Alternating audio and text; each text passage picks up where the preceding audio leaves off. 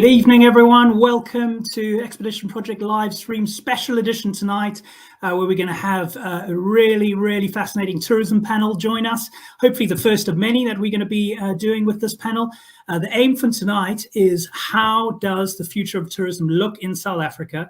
What lessons have we learned, and how can we do better to work together?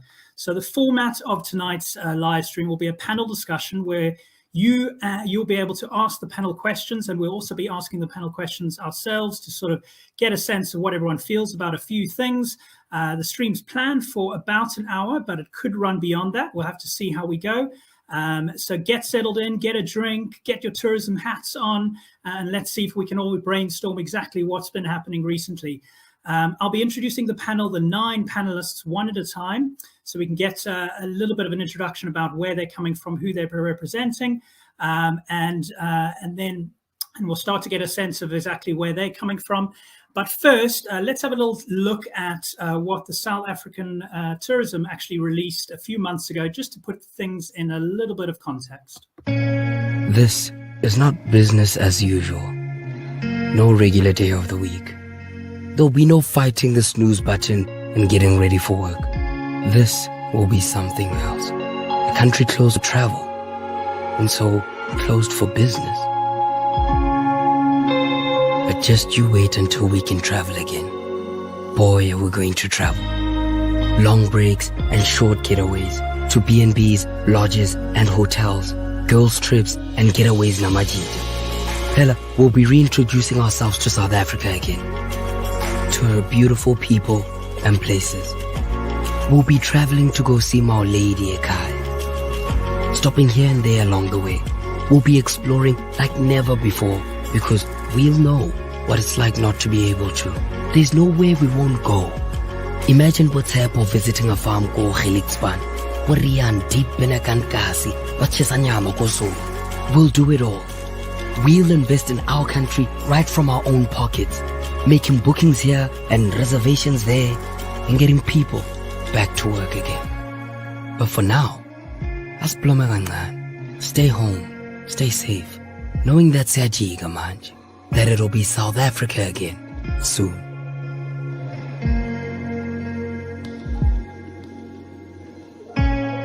A message from South African tourism. So hopefully that's put into a little bit of context about some of the stuff we're going to be speaking about tonight.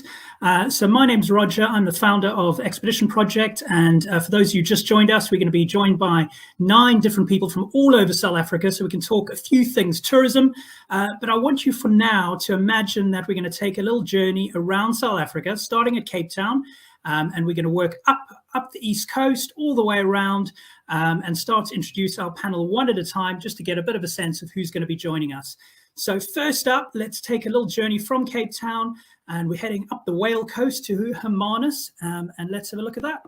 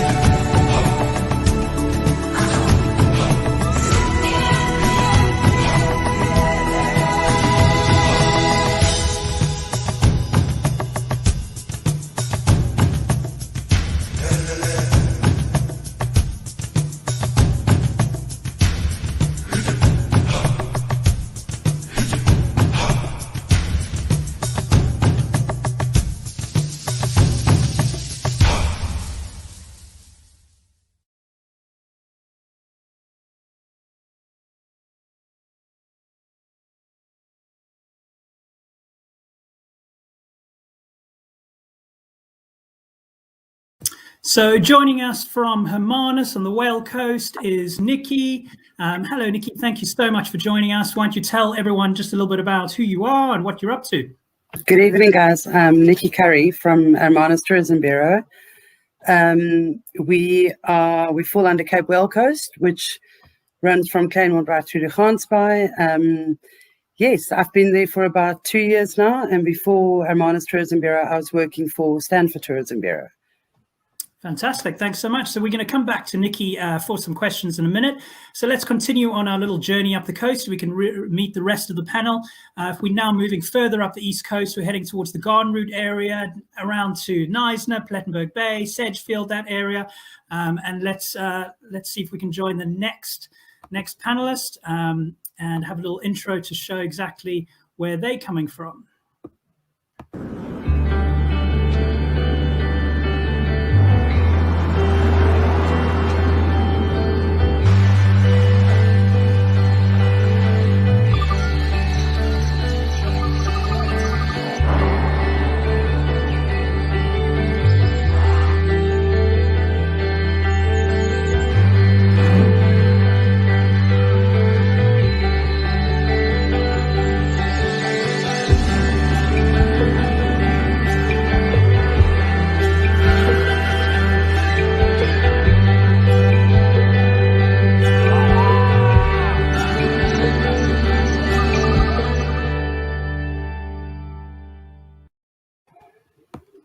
So let's add Rose in and get a little bit of coverage from the Garden Route area. Hey, Rose, how are you doing?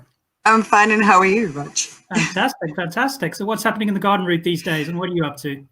Well, I think we're trying to keep it together, and we've been pretty much online, especially in Knysna. So yeah, I see that they threw in a little bit of the Eastern Cape in there, but I guess it's good at the Garden Route. It's always been a bit debatable how everyone's fighting over the Garden Route, isn't it? Indeed. All right, so we're going to come back to Rose some questions in a minute. Let's continue our journey up the East Coast. We're going to head towards over into the Eastern Cape now and towards the PE area, the Port Elizabeth area. Let's have a quick look.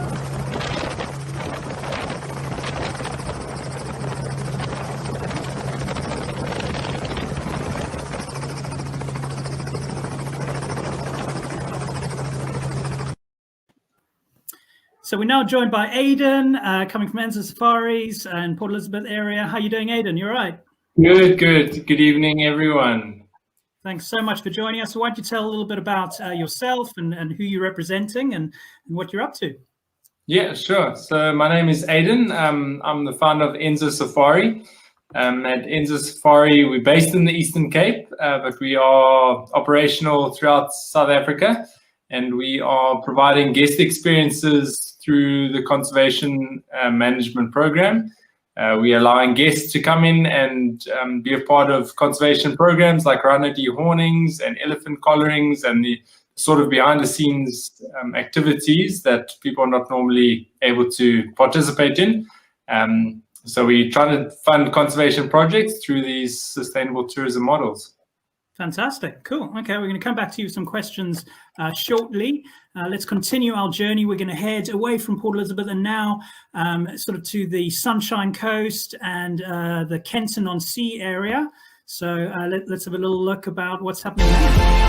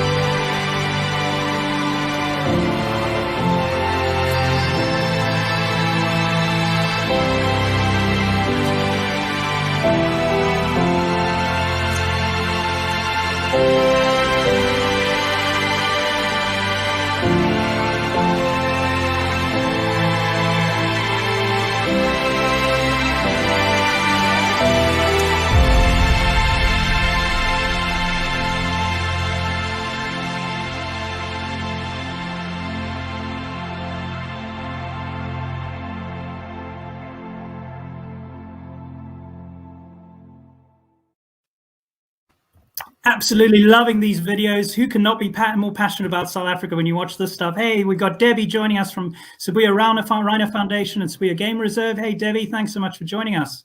Hi, good evening, everyone. Thank you. Cool. So tell us a little bit about yourself and who you represent. Yeah, I'm Debbie, and I'm representing our beautiful, eco-friendly game reserve Sibuya, which is located, I would say, 1.5 hours away from Port Elizabeth. And Sibuya is a family business, and we are also like a big family. But like you can hear, originally I'm from Germany, but those made me come to South Africa and to work at Sibuya.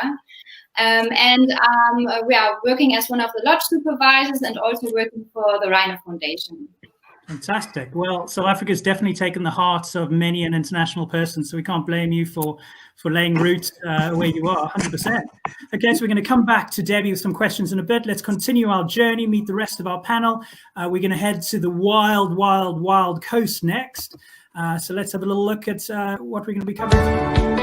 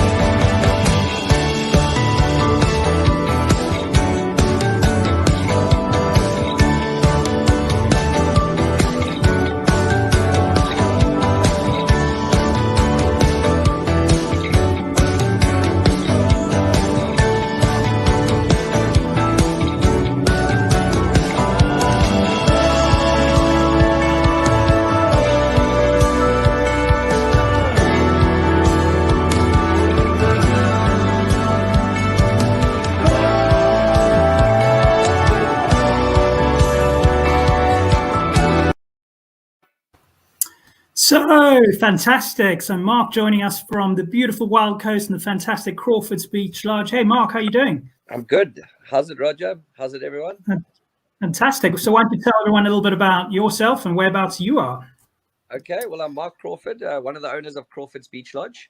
It's also a family business. My family's been in hotels along the Wild Coast since the 60s, so I guess you could say it's in the blood.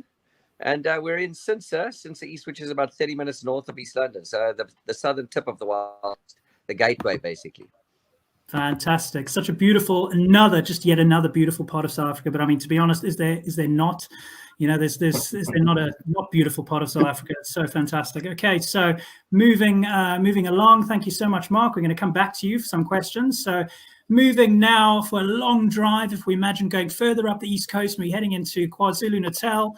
We're now going to reach over to the KZN, KwaZulu-Natal, and more particular, the Zululand area. And head to a project now. So something a little bit different. So let's have a little look at this.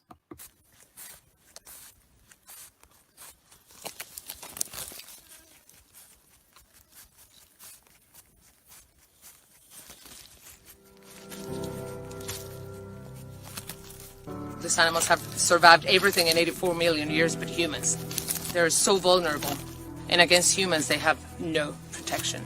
Their scales are used in traditional Chinese medicine, and their meat is considered a delicacy.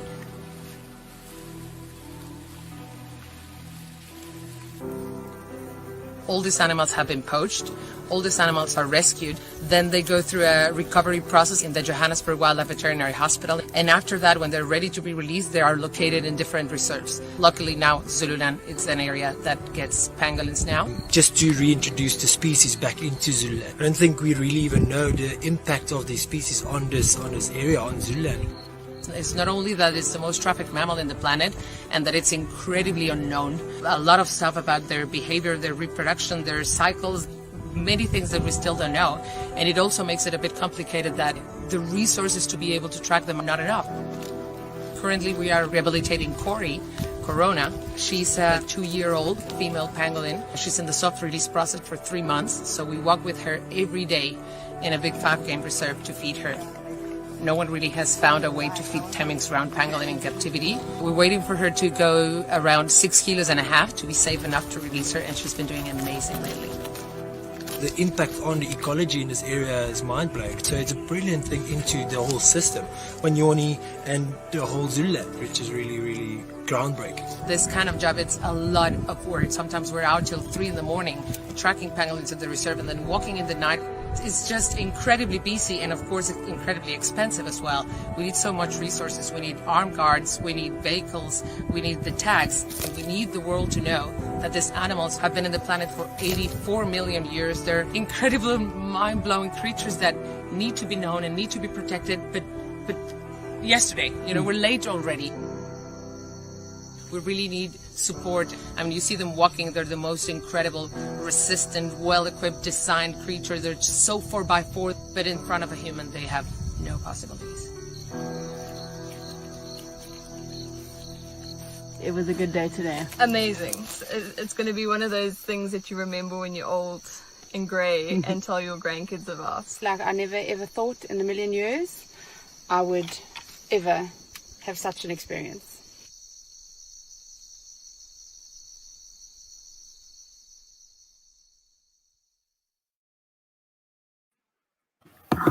So hello, Francis. We're joined by Francis Hannah from Zululand area and the Zululand Conservation Trust. Hey, how are you doing? Hi, Roger. Thank you so much for having me on the panel this evening. It's so great to be here with you all. Thank you. No, thank you. So as everyone can see, Francis is coming from a little bit of a different angle, talking about something a little bit different a bit later. But Francis, why don't you just start us off by just saying, what you're up to, who you are. It'd be great to kick us off. So I'm Francis Hannah, and I'm the project coordinator for the Zululand Conservation Trust. We are a non-profit organisation based in northern Zululand, and we support both conservation and community projects in this area. And as you would have seen from that video, pangolins is one of our conservation projects that we're working really hard on. We've actually just received 2 pangolins in the last 2 days. So yeah, we're definitely got our hands full over here, and very excited to sort of get into it with you guys this evening. Oh, fantastic. No, thank you so much again. Really excited to speak to you a little bit about that. So we're almost finished our journey around South Africa. We're now just going to go a little bit further, move out of KZN, and we're going to go into Mpumalanga, and we're going to go and meet our next panelist. It's been a fun journey so far. Hopefully you all agree. So our next panelist, let's just have a little look and see what we got here.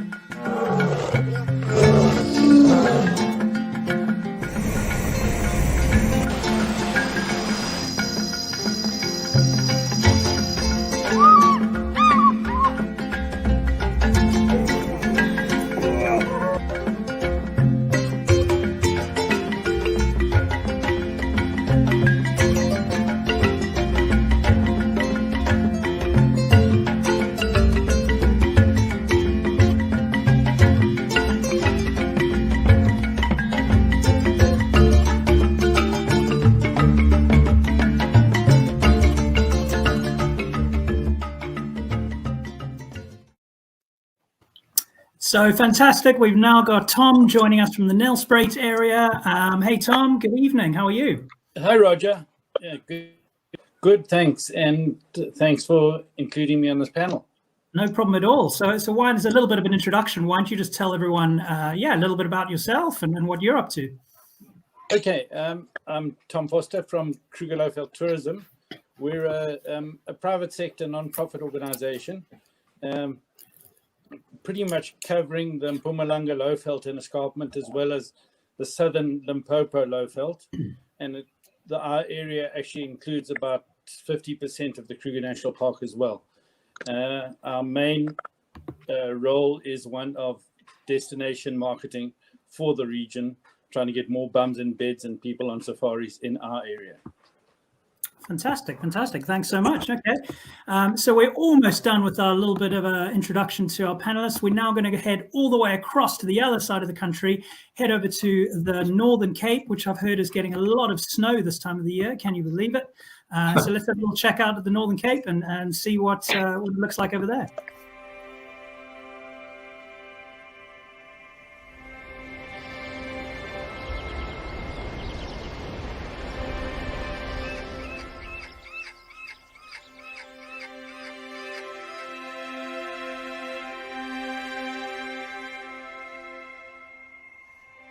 We miss you. We know it has been tough, but soon we will travel again. The Northern Cape beckons you to come back to your favorite places. Create new unforgettable experiences. Be adventurous. Share with your loved ones, your friends. Experience our culture. Dance with our people. Be amazed by our World Heritage Sites, national parks, vast landscapes and beautiful night skies. Dream now, and soon the distancing will be over and we will be here to welcome you back.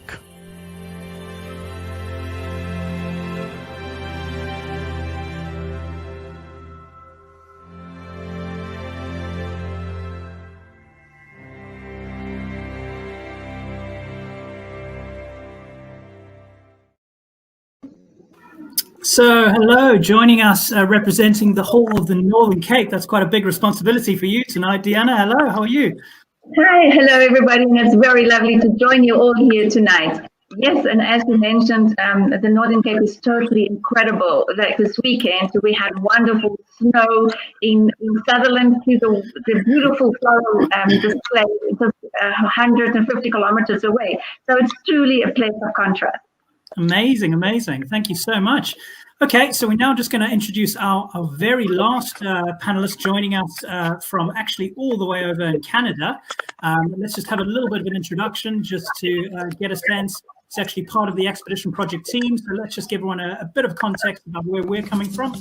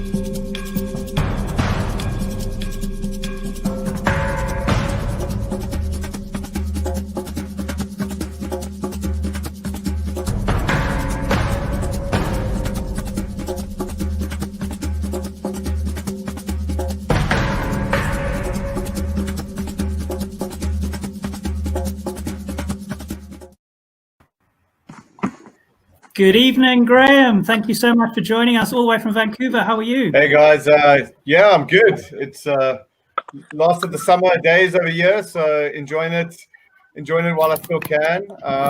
Just to give you a little bit of background, my point of view, I started my tourism career about 20 years ago in South Africa. I'm originally from Cape Town, and I moved over to Canada 10 years ago, and I work for a company called Discover Canada Tours. So I'm hoping just to give you guys a little bit of a perspective from an international point of view, how the Canadians have taken this on, and then also add some of my input into the South African point of view. Fantastic. No, perfect. Thank you so much for joining. Great to get that bit of a international sort of insight and perspective. So let's kick it off. That's been a nice long introduction to everyone going around South Africa. So looking forward to diving straight into it now. Our first question for the night that we want to raise to the panel, just a reminder to everyone that's watching, you can post any of your questions you like. You can send us anything. We'll try and get to as many of them as possible. But we're going to start off with a few sort of general questions, looking at South Africa in the past, looking at South Africa in the present, and obviously moving forward into the future, more importantly now. So the first question we want to put around to the panel, starting with Nikki and then moving around the panel, is sort of pre-COVID-19, how would you rate tourism in South Africa compared to similar countries? And I'll start with you there, Nikki. Hi, yeah, sure. You know, we've got it all, and I know it's a slogan for many people, but we really do.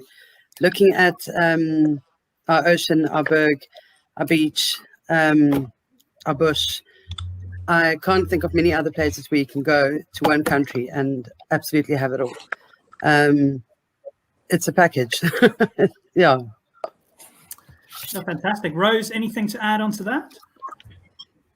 Yeah, I think South Africa is definitely an inexpensive place to travel for most international people. I think there is so much opportunity, so much natural stuff to see, and that's the bonus about South Africa, is that we have space, and also we have things that we can go do. A lot of stuff that can actually be free, and yeah, you just need to delve a little bit deeper. You obviously know my side is more the natural side. I enjoy the nature side.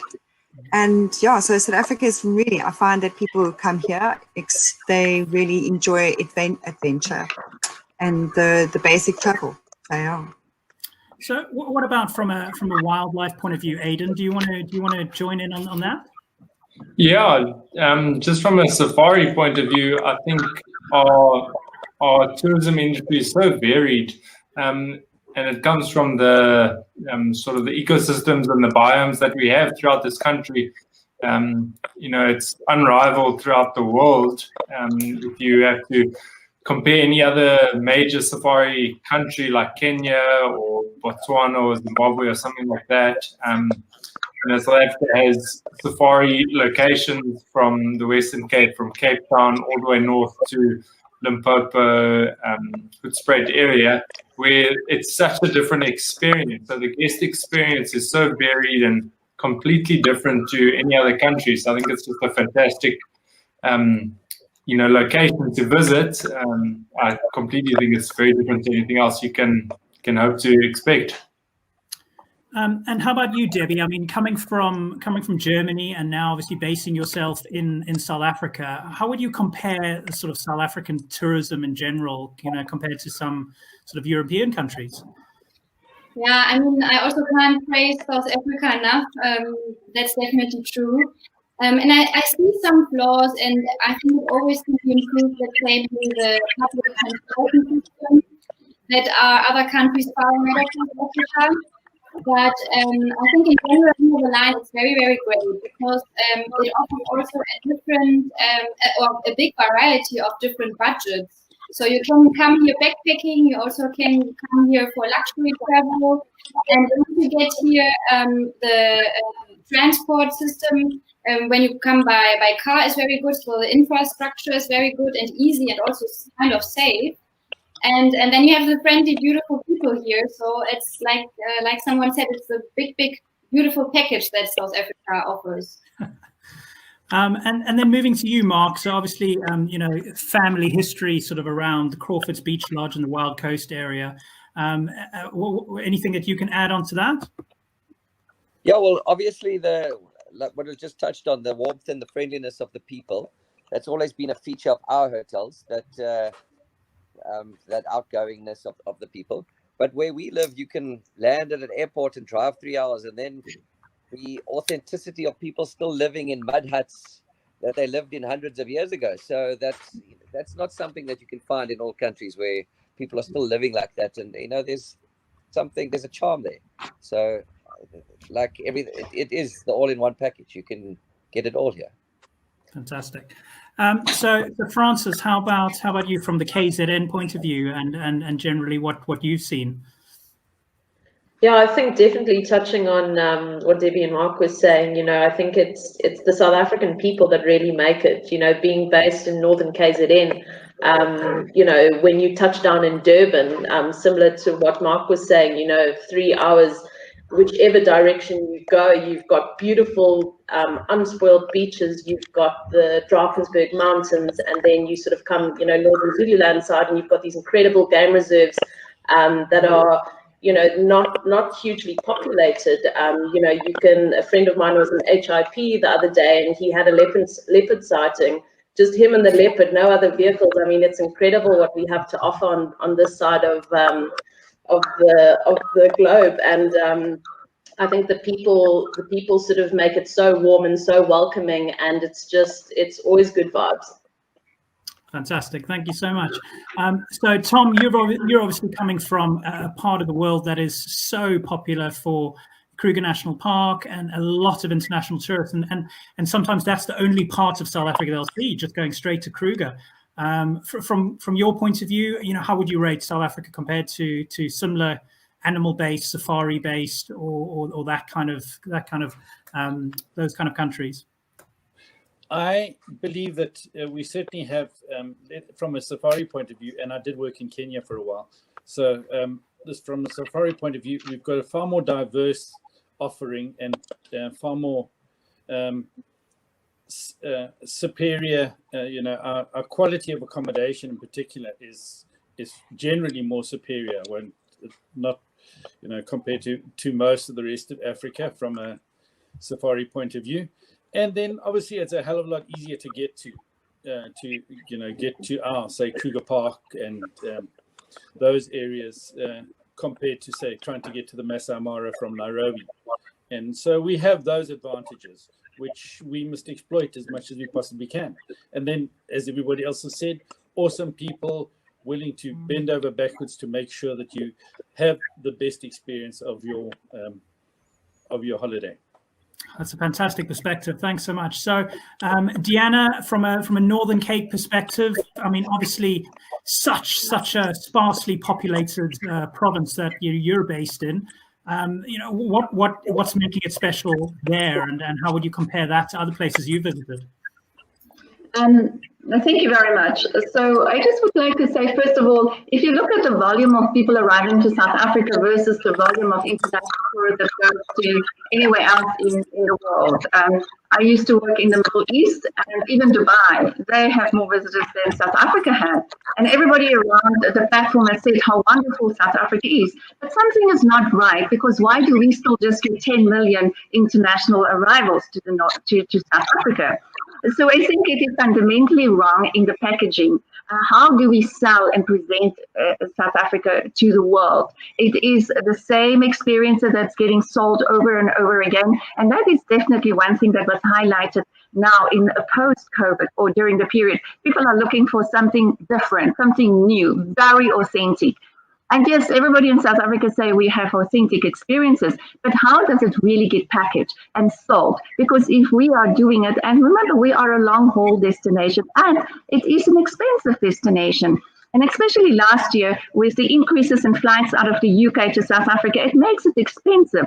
So people do not want to come and see the same experience again. They will go somewhere else. So we need to look at how are we selling South Africa to the world, because we definitely can have more than 10 million arrivals every year. And of course, the Northern Cape the same. Nobody considers the Northern Cape as a destination or as an add-on. But yet, whenever we have people, they stay here for 21 days.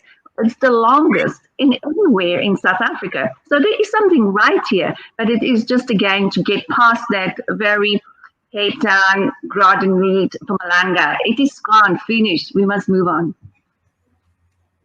Thank you. That's absolutely such good points. No, thank you so much. And those stats as well. That's actually fascinating. And I think that leads us into where we're going, and going to continue the conversation. But before we get to that, from an international perspective, Graham, what does a Canadian or a North American, or what do they feel about South Africa and South Africans at the moment? So I think just to echo what Debbie said, the affordable and diversity of South Africa, it really appeals to North Americans in general.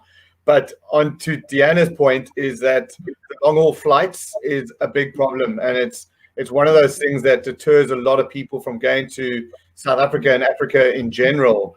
Is the long haul flights. Once you can get away from that perspective and show them what you do have in South Africa, it's a repeat customer. You'll get people going back and back and back all the time. I mean, honestly, I want to keep this really positive, and one of the biggest issues here is we still hear a lot of bad press regarding South Africa, and that's one of the biggest hiccups that you struggle with internationally. You can only do so much on the ground and promote it that much, you know. It's getting around lots of hurdles. Perfect. No, thanks so much. So before we move on to kind of the future side of things, let's just quickly touch on what's happened in the last couple of months. So I'd love to get the views from the panel and literally just a yes or no answer when we move on to the next question. So the next question we're gonna raise is: has something like COVID-19 opened up some holes in the economy that need addressing? So in a country that is so reliant on tourism, and other things have so many knock-on effects with the tourism, let's just sort of have a quick yes or no thing moving around the panel. Nikki, what do you say, yes or no? Rose? Yes. Yes, absolutely. Aidan? Yes, definitely. Debbie? Yes. Mark? Yes, definitely. Francis? Yeah. Tom? Yes. Deanna? Fantastic. And Graham, what do you think? Yes, well, it's opened up the diversity here and the issues we're having as well. So yes, okay. All around. So I mean, it's so fascinating. So that's going to really lead us into the main crux of our conversation tonight. And as we get to that, we want to move on to the next question, which: has there been any benefit, long-term and short-term, for what's actually happened? I mean, we've been talking so many negatives. So what about some positives? Why don't we start with Deanna now? Have you seen any sort of positives that have come out of this all? Definitely what we are seeing here is that people need to be compliant and understand exactly where we are selling and saying that you need to be compliant to be part of the big picture. You need to have collaborations. You need to belong to the organizations such as SAPSA, etc., etc. Alone, you cannot make it. And this is exactly what was coming out. People learned the hard way. If you are not compliant, you're not getting considered for the aid packages that we see. So that is a very good thing, because we were fighting for a long time to get people compliant and be part of partnerships and collaborations. So that is really a definite important thing that came about during the last thing that we moving forward. I'm so glad you brought up that partnerships and collaborations, because that is something that we want to touch on tonight. And I think that's so important when, you know, in a time like this where it's clear that we're going to have to work together. Tom, anything jumping out at you from a sort of a long-term, short-term positives that have come out from all of this? In my opinion, nothing yet. I think that certainly the compliance and hopefully the new normal on that side. But I think that we need a hell of a lot more cooperation between private sector and tourism and public sector government, who on how these things must work together, how we must all work together. Government's kind of decreeing things, and private sector's trying to get on with their business. And together we've got to start talking almost on a daily basis until we have a proper business model where everybody can work together. So let's think about conservation for a little minute now. So Francis, Aidan, and Debbie, from your point of view, starting with Francis, has there been any benefits to conservation at the moment? I think it's been really interesting in that, you know, people are suddenly opening their eyes to what's like right around them. You know, because we suddenly can't go anywhere, you know, borders are closed. Suddenly people are looking around and being like, flip, well, we're going to have to plan our holiday here in our own country. what's available. And I think, you know, from a conservation point of view, you know, nothing stopped for us. You know, we couldn't sort of just close our doors and say, okay, no, we've got no funding. We can't, you know, pay the anti-poaching units anymore. You know, even though the gates were closed and, you know, no tourists could come into game reserves. And so, you know, what formed the basis of, you know, a game reserves budget was gone. You know, that's where sort of an organization like mine stepped in, where we were having to sort of, you know, really carry places that relied on tourism so much more than what we usually did. And so I think, you know, the financial burden was really big, but then also the buy-in from South Africans has been amazing. You know, we're getting a lot of South Africans, you know, now that we're suddenly open, you know, coming into reserves, wanting to support, you know, really interested in the conservation projects that we have going on. But it's slowly, you know, guys are, you know, they're running out of funds as well. And it's been really interesting. But I do feel like there's suddenly a lot of eyes on South Africa and of what we have and what we're doing from our own people. You know, for so long we've relied on international tourists, and now suddenly we're having to bank on, you know, guys from Durban, guys from Mpumalanga, and it's just been really interesting. You know, the people that I've met throughout this lockdown, just through, you know, the different programs that we've been involved in, feeding programs, helping communities, you know, the network that we've formed, you know, through different conservation fields. Everybody sort of just, you know, linking arms and just trying to sort of battle this together. So I think, you know, in that sense, it's been positive. No, I mean, you guys do such fantastic work up in Zululand area. So, I mean, it is good to hear that people are pulling together. That's fantastic. Debbie, is it similar kind of in the Kenton-on-Sea and Sibuya area? What do you think? Yeah, it is definitely. But I just wanted to add to Francis what she said. That I think over the time we also we appreciated more what people do in conservation. I had this talk with our conservation students, and we were thinking about Venice. I mean, when you saw what happened at Venice, the canals were clear, the water was clear again, the fish were coming in. So this time gave nature a little bit to rehabilitate. And just imagine we would have not conservationists, game reserve, nature reserves, or protected areas in South Africa. How would South Africa look like? That they just developed inside of me a higher appreciation for the effort we're putting in our conservation. No, such a good point. Thank you. Aidan, what about you? I mean, you've actually done quite a bit of traveling, you know, in and out, doing your work throughout the last couple of months. What have you found? Yeah, just speaking from a conservation, maybe an organizational point of view, I think this whole, you know, worldwide lockdown has sort of put everyone in a corner and sort of forced conservation organizations into a corner that they need to get creative in ways of, you know, creating funds. And we know that the work doesn't stop, and anti-poaching still needs to be funded, and, you know, rhinos still need to be dehorned, and animals still need to be looked after. And so through this whole period, people have had to get creative, from the reserve management to conservation teams to tour operators to safari teams. That I think it's, in one way, it's been a very enlightening point of view, that people have sort of got creative in the way that they can sell new different products and sell tourism in different aspects that, you know, possibly people can get more involved within conservation.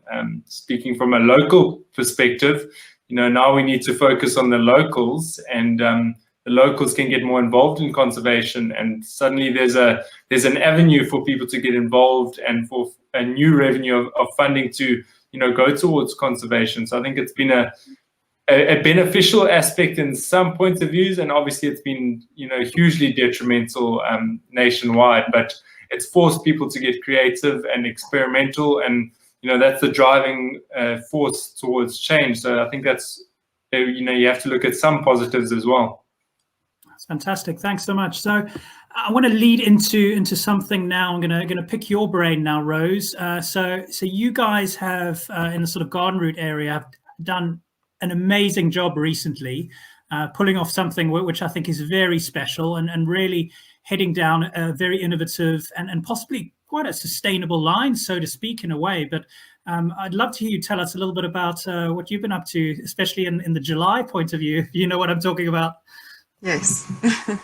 So I'd like to really give praise to the people from Knysna, especially somebody like Andrew Finn and Knysna Tourism, and I pulled into a campaign. Basically what happened is a couple of years ago, the Knysna Oyster Festival has lost all its sponsorships from Pick n Pay, which gave it back to the community, which is in hindsight actually a brilliant thing that has happened, because all of a sudden people from the community started pulling together again.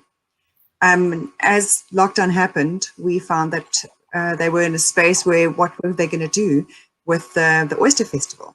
And we had a virtual Oyster Festival, which kept us running around for about a couple of 3 weeks or so. What we did is 3 of us went out and we shot little media stints, we did little videos, we did interviews, we did cooking shows, we had a virtual cycling race, a virtual running race, we had yoga in the morning, and all streamed live through YouTube, Facebook, and people joined. And it was absolutely, we had quiz shows in the evening, and it was amazing to watch the community pull together in something like this. And we kind of enticed people as well, because people were a little bit reluctant.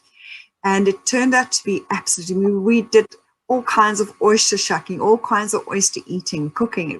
It was good laughs. It was really, and none of us actually knew what the hell we were doing.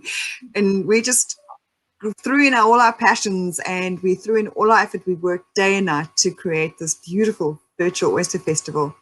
And we ran the campaign, and I think we had about 6,000 people watching, which is not like 3 millions and millions, but we had about a million people reach. And it all of a sudden, it made us, especially in small communities, it makes you actually think a little bit further than normal, which is great. I liked that kind of initiative, especially in a small town like this.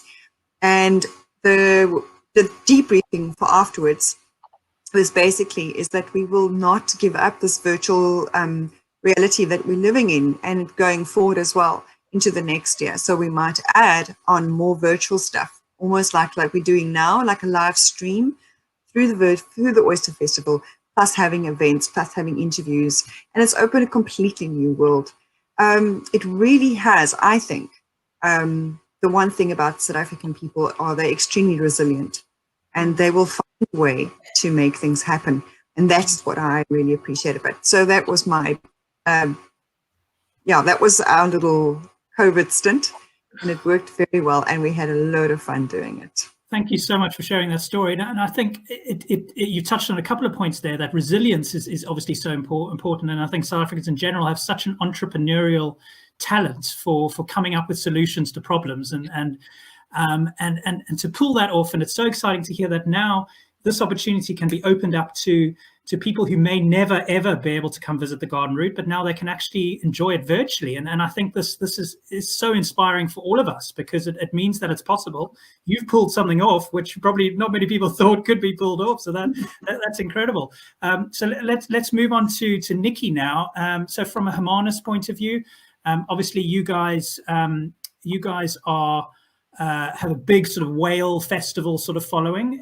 Is that something that that you might head down that route in the future as well? You just need to take yourself off mute as well.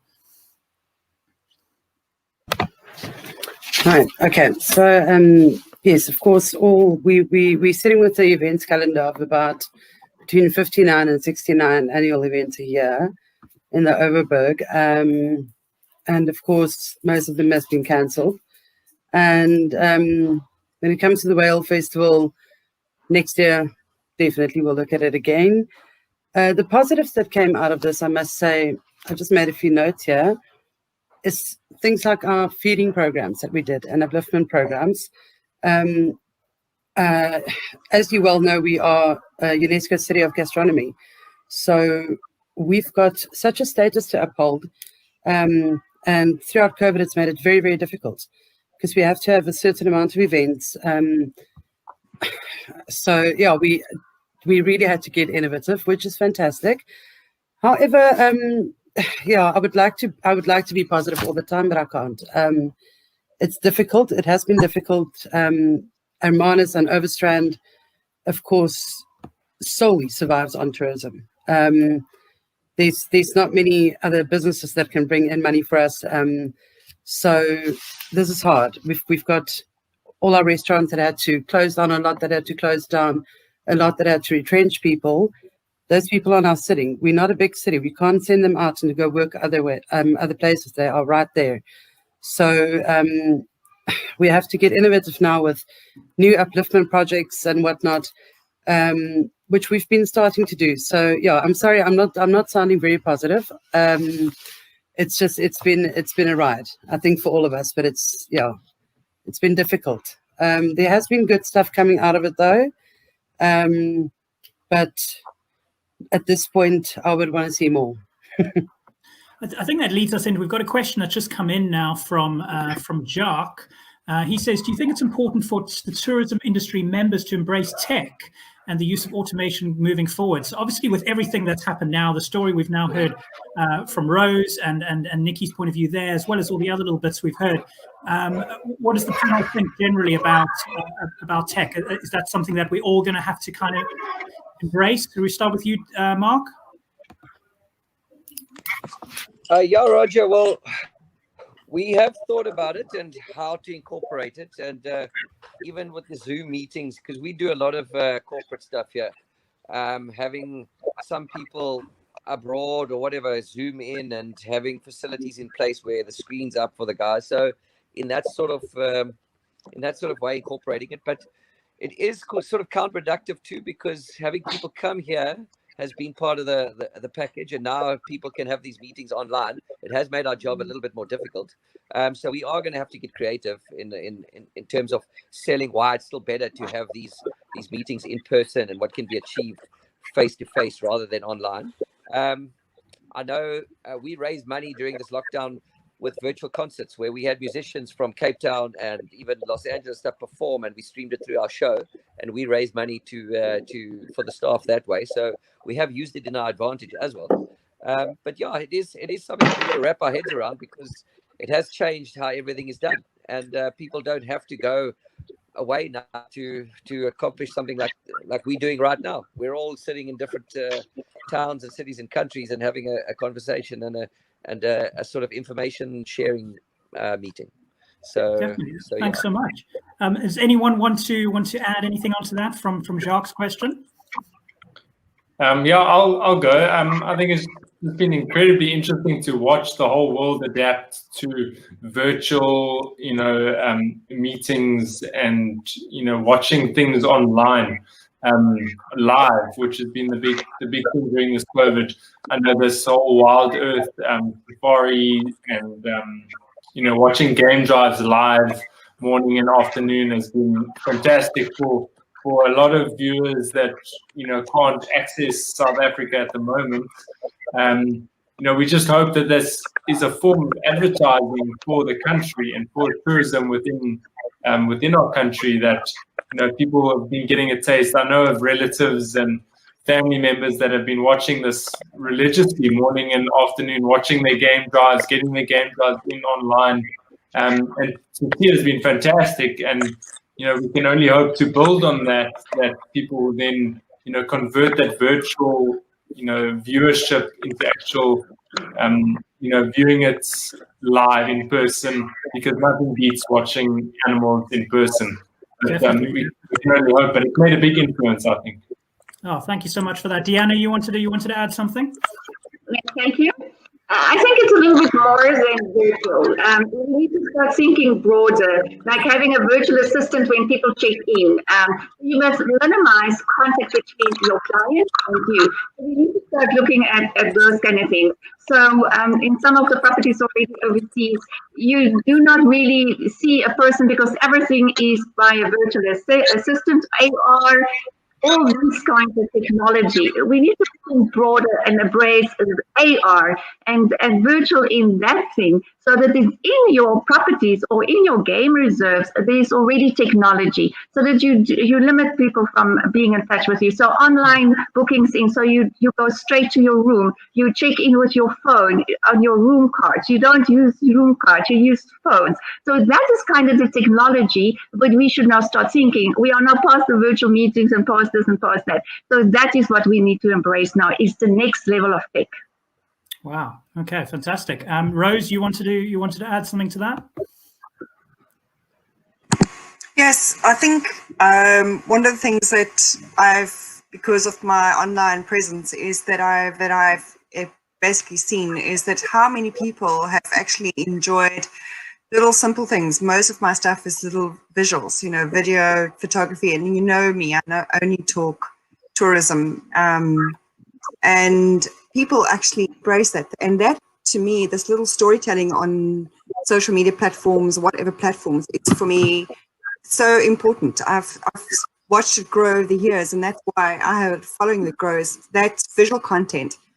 I have to add, I think, yes, the check-ins that Anna mentioned is great, but I don't think that you have to take away from the South African person as the people, because the South African people are warm, like I think someone else brought it up, and they are very welcoming. You want to see the smile, you want to see the face, you want to have the interaction. I don't want to take that away from the tourism, because that's one of the things that bring people here. Fantastic. Okay, I think we're going to move on to another question now, and it leads us to where we were sort of heading. So Explore South Africa magazine says Southern Africa experiences can be highly attractive. Maybe share thoughts on regional collaboration. So obviously one of the things we'd like to start seeing is where people are connecting a little bit more within the tourism industry themselves, and maybe sharing a bit of collaboration that way. Has anyone on the panel had any thoughts about how you can start to collaborate with each other, either regional or across boundaries of the provincial boundaries? Deanna, yeah? Thank you. Yes, so that is definitely one thing that came around from the international meetings and webinars that we've attended through the last past years. That people definitely looking for reimagine. We have to start reimagine and repackage our experiences into not really now the safe bubbles, but yes, that was very important to look at these safe bubble areas, but definitely to start reimagining those experiences. I've mentioned in the beginning of this old things that's been solved for the last 100 years for South Africa, because my grandparents used to come and they did Cape Town, Garden Route, the Kruger. So that is it. We need that creativity back in, and start pulling in the smaller businesses into the experience, because that is, like you all said, that is where those very warm, welcoming experiences are sitting in South Africa, with the smaller towns, the small villages, the towns, the plain dorpies. That is where the experience is sitting, those authentic experiences, and the packaging should start creating around those, so that when we present to the world again outside, all of these unique things are packaged, and to start collaborate across our provincial borders or whatever. So to really start looking at that. Thank you so much. That's fantastic. Yeah, Rose, go on. Sorry, I have a lot to say. Yes, I think collaborations are a great initiative, and that's where the niche market comes in. I think things like your expedition projects, things like self-drive, adventure stuff, things like volunteer stuff. I think that for me, my experiences from marketing overseas is that the self-drive niche market needs a little bit more attention. And I think if people start doing that and creating a route like the Route 62 in the Karoo, I know it's been done, but it's absolutely, it's great for people doing a road trip. So road tripping is another niche market, and that, I think, if you start just focusing on niche market kind of thing, then you will definitely start crossing borders. And Northern Cape has got long stretches. I've driven those roads in between the towns. They are long stretches, and you definitely have to market the Northern Cape well when it comes to self-drive. Awesome. Thank you so much. Looks like we've lost Mark along the way there, probably signal issues. I want to divert this a little bit into conservation again for a minute now. So maybe we can bring you in, Debbie. Have you guys started to think about any innovative ways, any ways that you can start to support conservation initiatives from everything we've learned now? I mean, we've heard from Rose's, virtual oyster festival. Is there any thoughts along the lines of something in a conservation side of things, so to speak? Yeah, we had some ideas coming up also in the virtual way, but I think someone mentioned that already. It's very hard. I mean, we are also a non-profit organization and we need money to cover our expenses. And you must get the people over from the virtual world that they can watch over to us to come into the reserve to pay our conservation levy we're charging and just to keep our work on the road. I mean, we had one point also, sustainability is about, for us, it's also maybe to get game drive vehicles that are electric, but also this, we have a lot of equipment that need to be maintained, our K9 unit, the staff salary. So there are lots of expenses that we just need to convert also the new innovations to the reality. And that is sometimes a big obstacle to face. Fantastic. So, Francis, I wanted to bring you in now because I know you guys have been doing some fantastic stuff and really trying to increase the engagement with your followers and keep sort of conservation efforts going. Lots of virtual activity happening your side.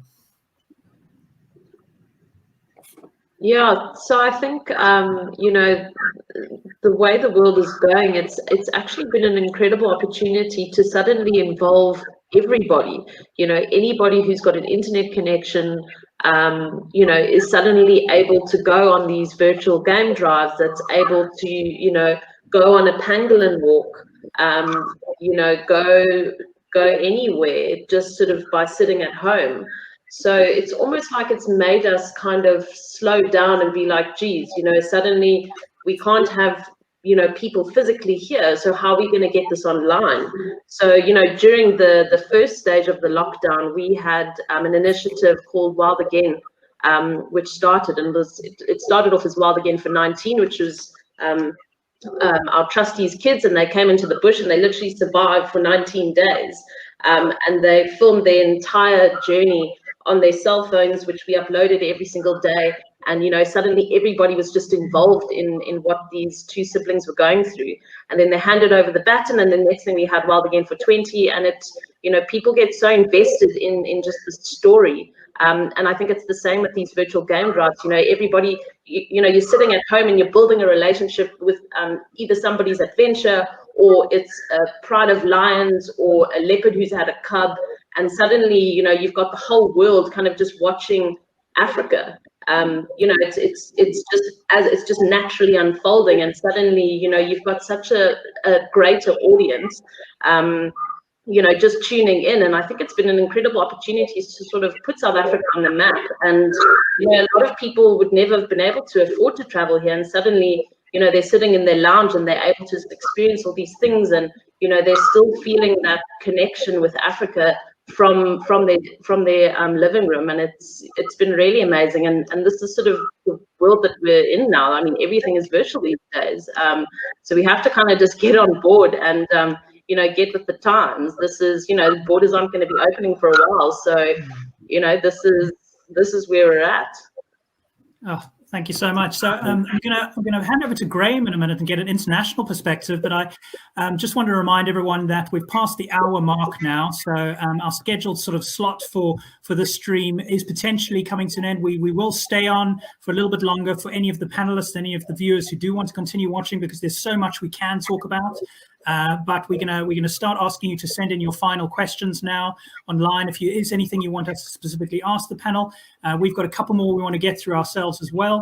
But I wanted to bring it over from an international context now to Graham in Vancouver, and just get a sense, like, have you spotted anything over there that is that you could share with us, that any sort of innovation in the tourism industries there that could maybe benefit South Africa?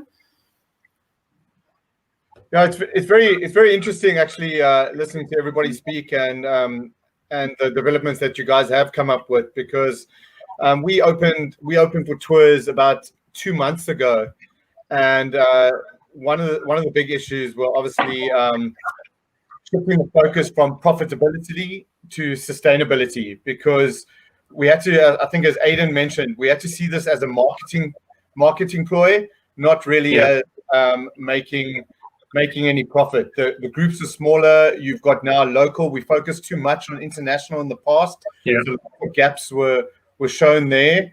So now making it more affordable for the local tourists and people in to tick off their own backyard bucket list. We changed the group sizes from where we were 50 plus on a bus. We are now maximum 25. If we are running a mini coach, half of that. And then going into that innovation of, yes, we need to get the virtual out there, and you need to show everybody. For instance, we take them to the Rocky Mountains. We want to show them the Rocky Mountains, but they want that experience of diving into the water in the glacier lakes or something, or getting to see the animals in real life, and those are the points that you really need to focus on. And then just quickly onto the smaller towns. One of the positives to come out here from a Canadian point of view is the focus on the smaller towns and highlighting that these towns are out there. They've also got their own little tourism sector, and where you think the bigger cities are struggling, they are struggling even more. So really collaboration is the key, and cross-border. Canada is very provincial, as is South Africa, and not just focusing on your own province anymore. It's really trying to help each other. We were one of the first companies to run a tour into Alberta, from British Columbia into Alberta, and their tourism board reached out to say thank you very much. We need the help, and it's about collaboration. But one of the biggest parts were that niche market. Finding that little niche is so important.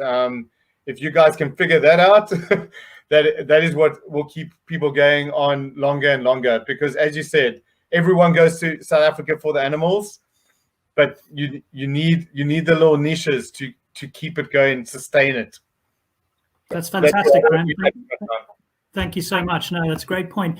And actually, another question has come through now, which I think would probably be good to touch on and get the panel's point of view. So Tanya obviously is encouraging it to be more affordable now. If we're going to start to offer the local market a lot more than we may normally would have, I suppose. What are those thoughts to make it affordable? I mean, are we able to make it affordable? Is affordable better than nothing? You know what I mean? What are some of the thoughts on that? How about you, Tom? Do you want to start us off with that? If I look at what's happening here at the moment, a lot of certainly the smaller game lodges, I wouldn't say they're budget game lodges. They were certainly beyond most of the South African market, are adapting for that and are offering self-catering options, bring your own food, or choose a menu and the chef will be there to cook it for you with limited staff, but at considerably lower prices. And that is proving to be exceptionally popular. I mean, the larger, more exclusive game lodges are not even opening, or maybe parts of them are, because that's not their market, and they feel that it's not worth diluting their product at cut prices. But there's certainly a lot of innovation amongst the smaller ones, and something which we're seeing a lot of growth in this area are self-catering options. So instead of building a game lodge, somebody's building a house that, say, sleeps 8 people, and you'll get a guide and a chef and a housekeeper, and you'll be there for that for how many days you want to, and get your safaris and everything else you would in a normal game lodge with the same wildlife experience, but you pretty much all know each other and you're sharing the same dining area and so on and so forth. That's fantastic. No, thanks so much. So we're going to start rounding off the questions now, and just getting a bit of a sense of how we can round this. So I think this has been so successful from what I can see. I'd love to try and do this again, because we actually got a lot of questions coming through. I'm sure you guys have a lot more that you want to say, but it might be best to start rounding it off for tonight, and then hopefully we can maybe come back and maybe do another one. But I wanted to move on to one of the questions, just kind of looking forward to the future now. How positive sort of people are feeling now if we're not going to get international market until potentially next year. I suppose that's what we're looking at. That's what we keep hearing, and we're going to have to focus on the local market for another few months. How positive is everyone feeling about that? Should we start with you, Mark? Well, thanks, Roger. We've noticed an increase in the weekends immediately. So the South African leisure market is keen to get out and travel. Obviously, being locked up, cooped up for 5 months, not being able to get out, they are excited to travel. But it's the Sunday night to Thursday night business where I used to get the tour groups in from overseas, and the corporate stuff too. So that's kind of non-existent at the moment. But yeah, the South African leisure market has picked up immediately. Like this last weekend, we were full. Which was great. It felt like something back to normal for a change, which is such a nice feeling after the depressing state of having no one here for so long. And the last 4 weekends, each one's got busier and busier. And I think with the school holidays coming up, I'll get a real feel to see how the provincial borders open up. So already some bookings from Cape Town, the Cape coming through for the September holidays. So yeah, the guys are keen, but it's not doable all the time. It's only weekends and holidays for now. So that's what I've seen. Does anyone else want to touch on, how they're seeing the future look, that immediate future, the next few months going into next year? Yeah, go on, Aidan. Yeah, I think going into the future, I think people are thinking more thoughtful, experiential kind of travel. And so I think overall it's positive. Obviously, it's still a hard knock for everyone. But going forward, it forced us into a little bit of a restructure in how we, approach the tourism industry and how we approach the safaris that we offer, and accommodation providers, offering things that mean a lot more than just staying in a bed and looking out the window kind of thing. Whereas it's meaningful and it's experiential for people to come and visit, because now they sort of have an appreciation for each time they can get out of the house and actually do a tourism activity. So I think it's leaning towards the experiential market now, which is great, but it requires adaptation. Definitely. Anyone else want to add anything to that before we have our closing thoughts? Rose, go for it. Always counts on you. Sorry. No, yeah, I know. I think, I actually just wanted to add it a chirp and say, as long as you don't take our wine and our cold beers away, and a bride will be cool. It's such a contentious issue. For anyone watching internationally, we've had a bit of a alcohol ban for a while, so that's been tough time. Deanna, did you want to say something? Marketing point of view, doesn't appeal to the product, because we can only sell what the product has.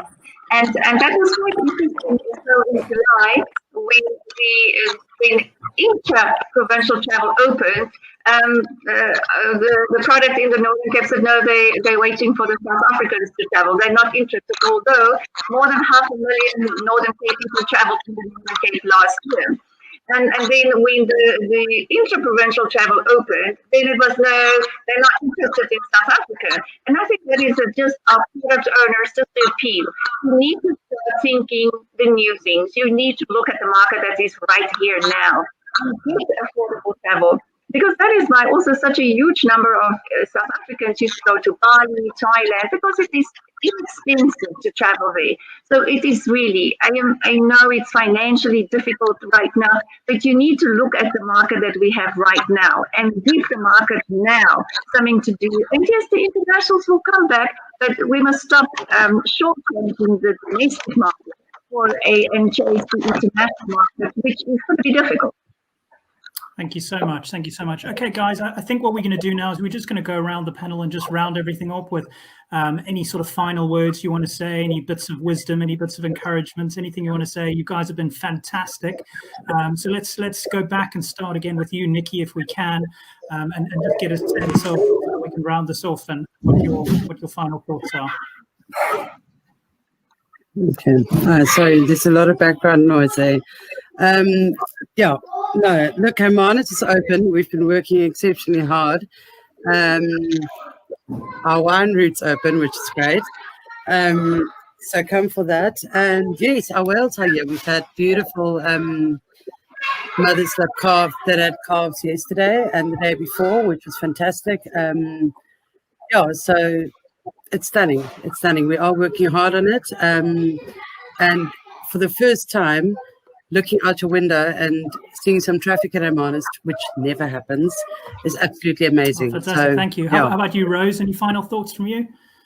Yeah, I think the most important thing for us to do at this stage, what we've been doing is right from the word go, is to actually, and if any one of you are on social media, as we do have a group called Virtual SA, Virtual Gardenwood, Virtual Clankaroo, Virtual Northern Cape, Virtual, where we share a whole lot of content, and in a day, I keep gathering virtual information and sharing it on the group. So, and always consistently trying to be, because most people are visual orientated, and that's what entices them mostly to get to a place.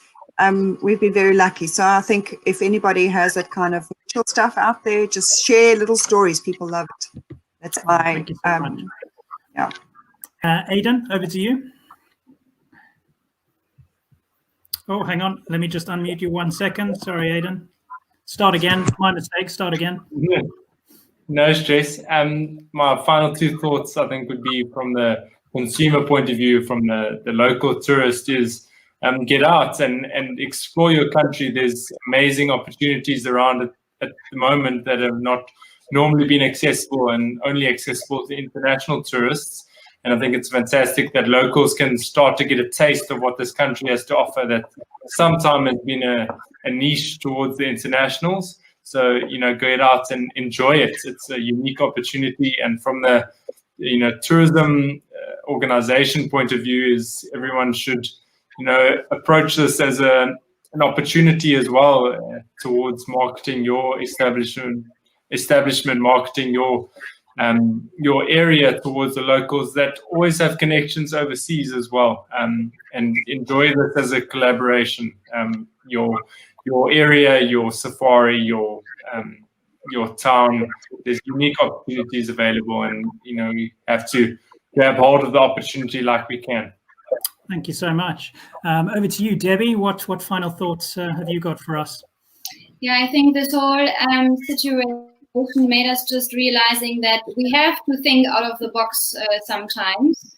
And what we also learned is South Africans always stick together, and that we just have to adapt to changes, to be innovative, and then to find a way. And especially now with our local markets, it makes it possible for the locals to come to, let's say, our reserve, to just see our wildlife, and we're also enjoying that very much, even if we just got the first booking in for international in October 21. So it's still a long time to go, but we're looking positive to the future, because we know why we're doing forward. Thank you so much. Thank you so much. Francis, any final words from you? Yeah, I guess, KZN is open. We're open, lodges are open, game reserves are open. It's such a beautiful area where I am in Northern Zululand, Manyoni Game Reserve, Sumkanda Game Reserve. These are all big 5 game reserves that are so affordable for South Africans to come and visit. We've got Mkuzi, we've got Shishuli and Flozi that you can do day visits to. There's so much happening in our corner of South Africa. And we want South Africans here. We want you guys back. And, we all need to, as South Africans, as citizens, as foreign people living in this country, we need to support small businesses. We need to raise each other up. We need to, really just be there for each other. It's been a hectic couple of months. So much has been closed. There's been so much that we've not had access to. Some things we missed more than others, but this is our time to shine. This is our time to sort of unite as South Africans and really just support the businesses that are out there. Go to that local shop, buy those South African items, support small businesses, and just really show your country that you are with them and we're standing in this together. I love that. So positive, so positive. Okay, over to you, Tom. Any final words from you? Yeah, I think that due to our history, there's a very much a preconceived idea of the demographic of the tourist. And we must forget about that. There's a large proportion of our country of people who want to travel, are very keen to travel. We found, particularly over the last few weeks, very adventurous crowd, hiking, bungee jumping, all sorts of things who you would never believe would want to do that. And now that's the market that we must target right now. Fantastic, fantastic. Right, Deanna, let's hear from you. I know you're going to have something from the Northern Cape, so please share us your final thoughts. And just to all the tourism partners out there, just keep innovating, keep supporting each other. And to the travelers, go out, explore your neighborhoods, explore the small villages and towns, and go across the provinces, go for micro travels to the next door neighbors. And as a destination marketing organization, we will keep South Africa top of mind for the international. So when they come back, so we will keep on selling the Northern Cape and South Africa. Thank you so much. That's fantastic. Mark, any final thoughts from the Wild Coast? Yeah, it's been encouraging seeing how many people are willing to help. So we've started collaborating with other businesses, local businesses that are not necessarily tourism businesses, but other guys that can help, like wellness, fitness, all those sort of things. So we're trying to bring as many people together as possible and sort of like get through this together. So yeah, I appreciate what everyone said. Yeah, and I've found so many positives here. Thanks, guys. No, thank you so much. So Graham, you've got the honor of having the final thought all the way from Canada. What do you think? Oh, hang on. There we go. Okay, first to all the viewers, I really implore everyone to go out and create your own little backyard bucket list and start ticking those items off now while you can, because since you guys have restarted and opened up, believe me, you'll be influxed with tourists, local tourists. They come in waves. It's unbelievable. It might start off slow, but you'll be amazed at the amount of people that start coming to the smaller businesses. And yeah, for the viewers again, locals lacquer, so keep it that way. Thanks. Fantastic. Thank you so much. Thank you so much. Thank you to everyone on the panel. So Nikki, Rose, Aidan, Debbie, Francis, Tom, Deanna, Mark and Graham from all over South Africa. Thank you so much, everyone. You guys have been absolutely amazing. Let's try and do this again. I think there's definitely a route to do this again. So everyone watching, if you're watching this on replay, you can still make your comments, even if you're watching this on replay, you can still reply to it after that. But thank you so much. Keep an eye out for future live streams. Keep positive, keep inspired, and we'll see you next time. Thank you, everyone, so much. We'll see you soon.